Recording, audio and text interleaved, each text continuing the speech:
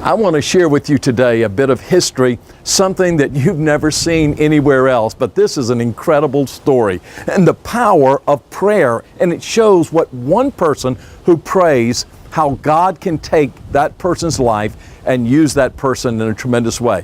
You don't have to be anyone famous. You don't have to be wealthy. You don't have to be greatly educated, but you do need to have a heart that's after God. The Bible says the eyes of the Lord go to and fro throughout the whole world to show Himself mighty on behalf of those whose hearts are perfect towards Him, are straight towards Him.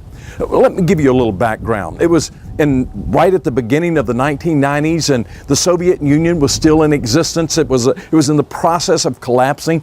I went to Moldova, one of the republics of the Soviet Union, and there I spoke about Jesus. The stadium was filled with atheists, and there were only a couple of thousand Christians at that time in the city of Belzec. This was a very historic meeting, the first time in the history of that city and that country to have such a meeting like this. And I want to show you what happened now.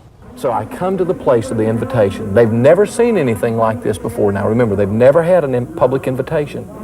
So I say, if you would like to know Christ, first I have everyone to stand to their feet and bow their heads. I said, if you would like to know Christ, I want you to raise your hand.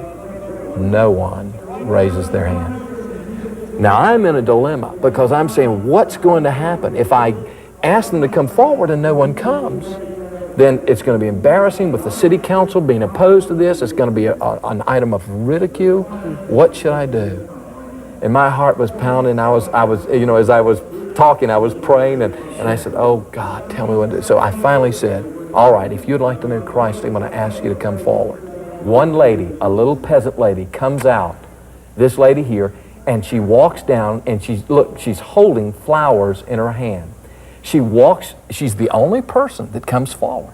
She walks to the platform out of the stand, and with courage, not worrying what anyone would say or think, all by herself, she walks in front of me, she stands there, and then she reaches up to the platform and she hands me flowers. Now after she does that, she goes to her knees and she begins to cry unto God. As she begins to cry unto God, hundreds and hundreds and hundreds come after her. And at the end, we had 2,000 people that you can see there who come forward and give their hearts to Jesus Christ. All because there was this one lady who was willing to come out and make that commitment and cry unto God. Well, that wasn't the end of the story. When I came back to the United States, my wife has a group who pray, a group of ladies who prayed, and they've done this for years. And those ladies had been praying for Moldova. One of the ladies called me and said, Sammy, can I come to your office? There's something I need to show you. She brought her prayer notebook with her. She had been praying for a poor peasant woman in Moldova to have the courage to do whatever it was that God was telling her to do.